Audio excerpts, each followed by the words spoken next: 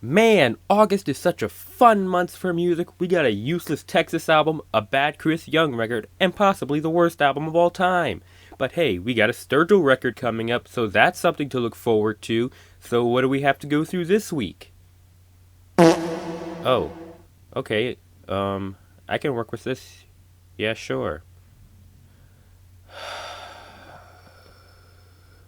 So yeah, Dan and Shay is pretty much the biggest star on the pop spectrum of country music. I've gotten a few requests from time to time to cover these guys. Some people wanted me to talk about how they're an underrated gem like Kelsey Ballerini. Others wanted me to talk about how much of a piece of garbage they are like this dude. And I'm just indifferent on Dan and Shay. I don't really hate them. I genuinely ask people, what do you hate about them? Because they aren't genuinely insulting unlike some other artists. However, these guys aren't exactly on my release radar. I don't look forward to their music. Like ever. I'm just kinda obligated to review them, given the fact these guys are basically the new FGL of this age of country. I mean, they do have a few good songs. Their ripoff of Dirt was pretty sweet and wholesome, Tequila is a banger, and Speechless is honestly a really strong love ballad. But for the most part, I don't really care. I will say this, unlike a lot of other people whose authenticity is very questionable, Dan and Shay have actually earned their success. These guys had to scrape any form of a hit song since 2014. It was hard for those guys, and they really are the most gracious for what they do. So what do I think of this new record? In regards to the new material, overall it's fine. 10,000 Hours was the most annoying thing ever, Justin Bieber is useless as always, and it was just a sorry excuse of a pop song being called country. It definitely wasn't the cheapest attempt, but hearing it 24/7 wasn't a pleasant experience, let me tell you. Thankfully, with the second release they did, I Should Probably Go to Bed, they focused on their actual strengths and their vocal performances and their delivery. This was an actually really interesting ballad that played with its simple premise surprisingly well, but after that is when the Dan and Shay downward spiral began. They began releasing pretty mediocre tracks, starting with Glad You Exist, which was your standard polished vanilla music that is what played in the Starbucks no one goes to because the coffee sucks and the pastries are overpriced. Good Things, the self-titled track, is fine, pretty shallow in every aspect, and unlike 10,000 Hours, which has that subtle banjo, this is a pure pop song. They legit are not hiding it anymore. But like I previously said, I'm done gatekeeping the genre. But that didn't help the song with how vague it is describing what these good things are. Thankfully, Lying is another song that I really enjoy. It really has a nice Tori Kelly influence in it with a lot of vocal techniques and instrumental patterns. At this point, they released half the album, so there wasn't a lot to build on. This is a rising trend you're beginning to notice with artists releasing multiple promotional singles in order to combat the deaths of radio slowly coming. And with this record, I think they pretty much threw the mask away. With their first three albums, you could tell they tried to give their songs a bit of instrumental twang, given how their voices really didn't pull that off. They're done pandering to the genre and being pretty open on the fact they are pop stars banking on the genre. And normally I would be upset at this, but given how much of this is occurring in country music these days, honestly, who cares? The music for this record is definitely what I expected it to be. Very safe, broad appealing, very in the comfort zone, sticking to the trends their demographic finds amusing. For the entire record, they don't really take a chance.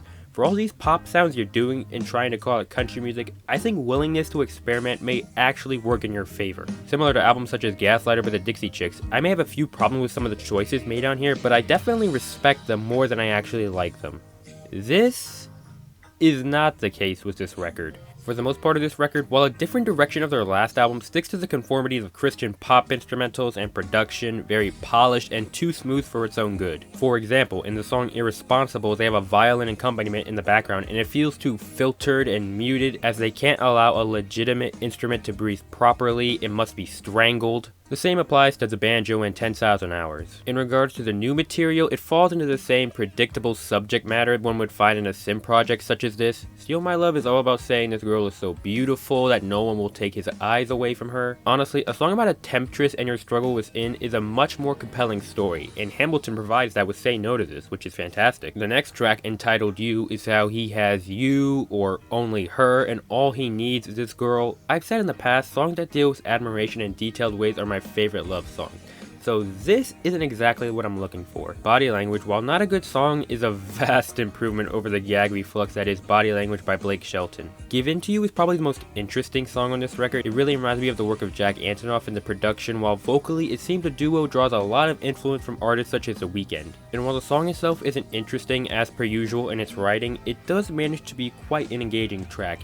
Irresponsible is not really allowed to flow smoothly, everything about the song's production feels cramped, the vocals feel crushed, and the instrumentals are muted. One Direction is such a laughable ripoff of Follow Your Arrow by Casey Musgrave, talking about how time zero doesn't stop and we need to live for every moment. For a song taking on a very interesting concept, it manages to be shallow and kinda perverted, saying he wants to memorize every detail of this girl's body. It's pretty gross and kinda irritating this kind of stuff still goes on in 2021 in country music. Let Me Get Over You utilizes a fair amount of the strong harmonizations the duo has, and it's probably the strongest melody on the record, but instrumentally it definitely doesn't know what it wants to be, with a pretty basic rhythm, with a muted orchestra accompaniment, really hollow in that aspect. Each of the individual songs doesn't really get past a 6 out of 10 for me in terms of new material, and when tying up the entire record, rather than get annoying or engaging, I'm left rather more confused than anything, because you have two very scattershot narratives going on through this album, and normally I'd call that a strong thematic presence, but the album decides to tell these stories at different times. Individually, there are some neat moments like in Irresponsible where he mentions the struggle of using their phone, and this detail is extended into the plot of I Should Go to Bed, but there is so much going on in between, it's frankly tonal killing. For example, after the midlife crisis of One Direction, we get into Let Me Get Over Her, which is clearly a breakup song, and then we are shoved into Glad You Exist. Last time I checked,